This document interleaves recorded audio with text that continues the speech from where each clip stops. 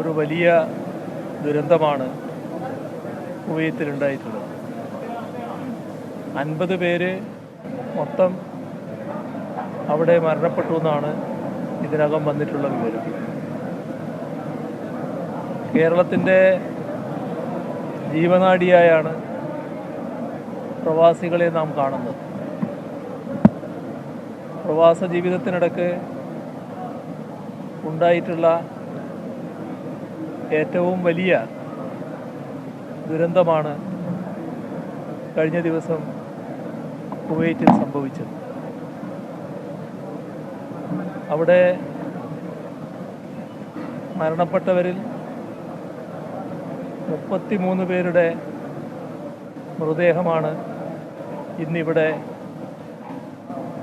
എത്തിയിരിക്കുന്നത്.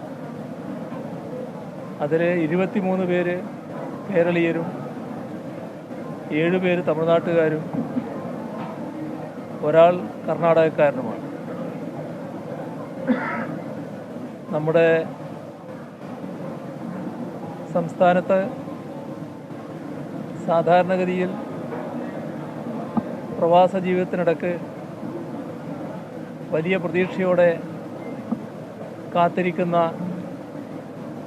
കുടുംബങ്ങൾക്ക്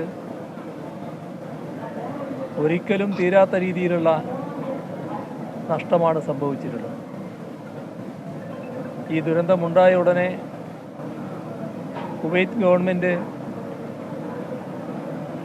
ഫലപ്രദമായതും ശക്തമായതുമായ നടപടികൾ സ്വീകരിച്ചിട്ടുണ്ട് എന്നാണ് മനസ്സിലാക്കുന്നത്. ആ ഗവൺമെൻറ്റിൻ്റെ തുടർ നടപടികൾ കുറ്റമറ്റ രീതിയിൽ ഉണ്ടാകുമെന്നാണ് നാം എല്ലാവരും പ്രതീക്ഷിക്കുന്നത്. ഇത്തരമൊരു ദുരന്ത വിവരം അറിഞ്ഞപ്പോൾ ഇന്ത്യ ഗവൺമെൻറ്റും ശരിയായ രീതിയിൽ തന്നെ ഇടപെട്ടിട്ടുണ്ട്. നമ്മുടെ രാജ്യത്തിൻ്റെ ഒരു വിദേശകാര്യ സഹമന്ത്രി അവിടെ പോവുകയും അവിടുത്തെ പ്രവർത്തനങ്ങൾ ഏകോപിപ്പിക്കാൻ വേണ്ടി ശ്രമിക്കുകയും ചെയ്തിട്ടുണ്ട്. മനസ്സിലാക്കുന്നത് അദ്ദേഹവും ഈ വിമാനത്തിൽ ഇവിടെ എത്തിയിട്ടുണ്ട് എന്നാണ്. ഇതുമായി ബന്ധപ്പെട്ട് ഇനി ഇതുപോലുള്ള ഒരു ദുരന്തവും സംഭവിക്കാതിരിക്കത്തക്ക ജാഗ്രതയോടെയുള്ള നടപടികൾ ഉണ്ടാകേണ്ടതായിട്ടുണ്ട്. സ്വീകരിച്ച നടപടികൾ ഫലപ്രദമാണ്. അതേ രീതിയിൽ കുറ്റമറ്റ നടപടി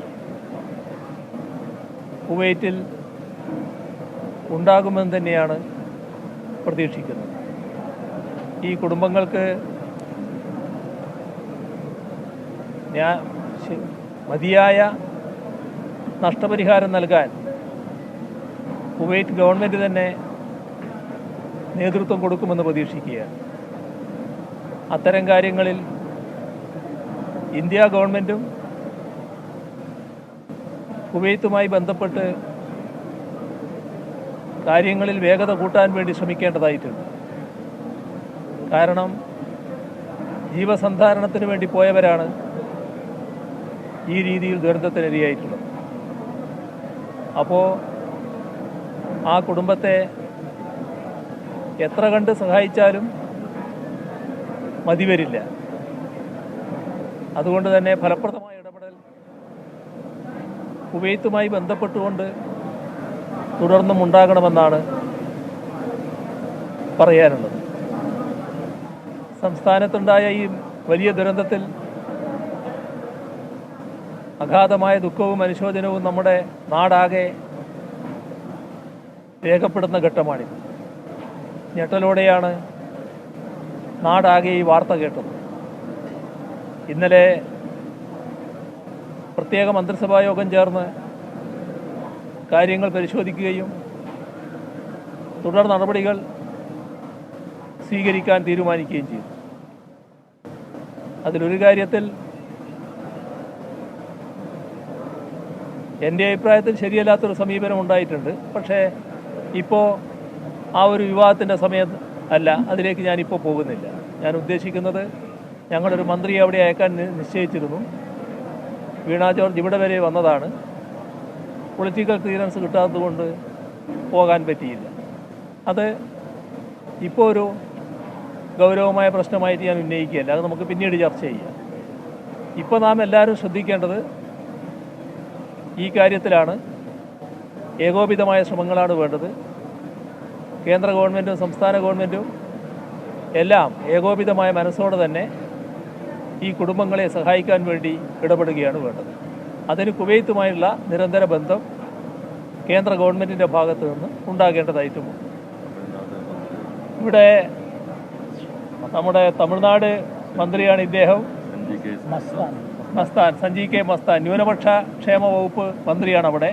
അദ്ദേഹം ഇവിടെ എത്തുന്ന ഈ മൃതദേഹങ്ങൾ സ്വീകരിക്കാൻ വേണ്ടി എത്തിയതാണ്.